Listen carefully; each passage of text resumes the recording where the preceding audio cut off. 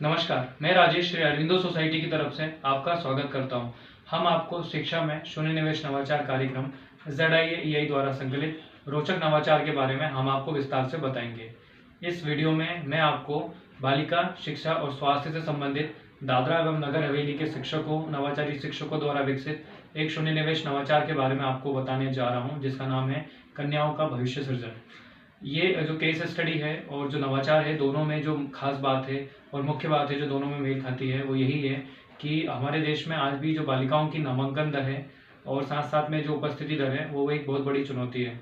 अभिभावक आज भी विद्यालय में इतना जो उपस्थिति है और जो नामांकन करवाने की जो दर है, वो भी आज इतनी ज़्यादा नहीं बढ़ पा रही है और वो भी एक कहीं ना कहीं चुनौती बनी हुई है। अभिभावक स्वयं भी इसमें रुचि कम लेते हैं। तो ये जो नवाचार है, इसमें इस तरीके से नवाचार को क्रियान्वित किया जाता है जिसमें कि अभिभावकों को भी विद्यालय के साथ जोड़ा जाता है और उन्होंने भी बालिका शिक्षा के बारे में उनको भी प्रेरित किया जाता है कि अगर बालिकाओं को अगर शिक्षा प्रदान की जाएगी तो वह भी बेटों के साथ, अपने छात्रों के साथ वह भी उनके कदम से कदम मिलाकर आगे बढ़ सकेगी।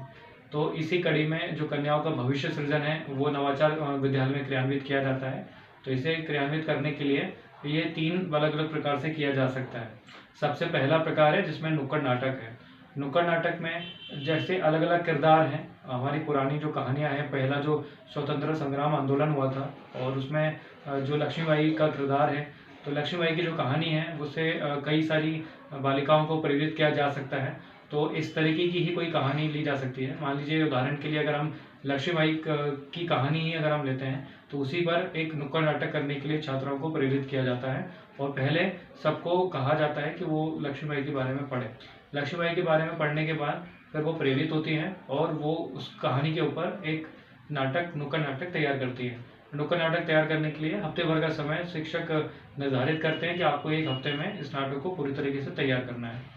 और जब नाटक प्रस्तुत किया जाता है जिस भी दिन, उसके पहले 2 दिन पहले ही सब अभिभावकों को भी साथ साथ में आमंत्रित किया जाता है।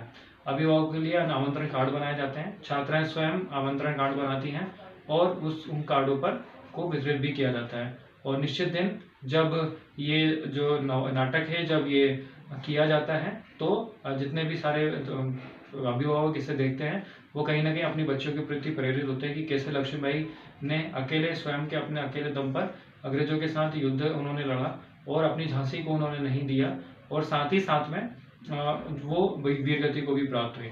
तो महिलाएं या बच्चियां बहुत कुछ ऐसा कर सकती हैं जो बेटे कर सकते हैं, वो सब बेटियां भी कर सकती हैं और शायद अच्छा भी कर सकती हैं। तो इसी बात को ध्यान में रखते हुए ये सब प्रेरित करने के लिए ऐसा किया जाता है और इसके बहुत अच्छे परिणाम भी सामने आते हैं। दूसरा जो तरीका है इसे प्रस्तुत करने का, वो तरीका है लेखन कौशल के माध्यम से। तो इसमें क्या किया जाता है कि जिस तरीके से निबंध लिखा जाता है, तो वैसे ही जो किरदार हैं, जो अलग अलग महिलाओं के या जो ऐसी महिला शख्सियत हैं जिनके बारे में जो प्रेरणादायक हैं, जैसे कि सुधा भारती हैं या फिर सानिया मिर्जा हैं, इंदिरा गांधी है, इनके बारे में 150 से 200 शब्द लिखने को छात्राओं को कहे जाते हैं और अपने अपने स्तर पर उनको बोला जाता है कि आप जानकारी ढूंढें इनके बारे में और लिखें। तो छात्राएं अपने स्तर पर इसे ढूंढती हैं और उसके बाद लिखती हैं। लिखने से इनको भी एहसास होता है कि हमारे देश में ही कई सारी ऐसी महिलाएं हैं जो अपने अपने क्षेत्र में बेहतर कार्य कर रही हैं या किन्होंने किया था। तो उससे भी उनकी काफ़ी ज़्यादा उनको वो प्रेरणा मिलती है। तीसरा जो है वो है फोटो प्रदर्शनी है। जो दोनों ही जो तरीके मैंने आपको बताया, उसी तरीके का ये भी एक नवाचार तरीका है और इस नवाचार में जो छात्राएं हैं वो फोटो प्रदर्शनी लगाती हैं। उन्हीं महिला शख्सियतों की एक फ़ोटो लगा दी जाती है और फोटो के साथ साथ में उनके बारे में साथ साथ में लिखा जाता है और लिखने के साथ साथ उसे चार्ट पेपर के माध्यम से और वो एक प्रदर्शनी के तौर पर लगाया जाता है।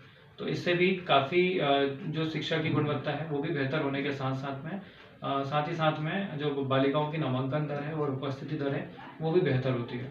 हम आशा करते हैं ये जो नवाचार था आप अपने विद्यालय में जरूर क्रियान्वित करेंगे। इस तरह के कई सारे दिलचस्प नवाचार और हम आपके सामने लाते रहेंगे। आप हमारा यूट्यूब चैनल ज़रूर सब्सक्राइब करें, आपसे अनुरोध है।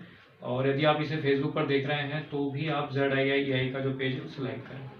आपका बहुत बहुत धन्यवाद।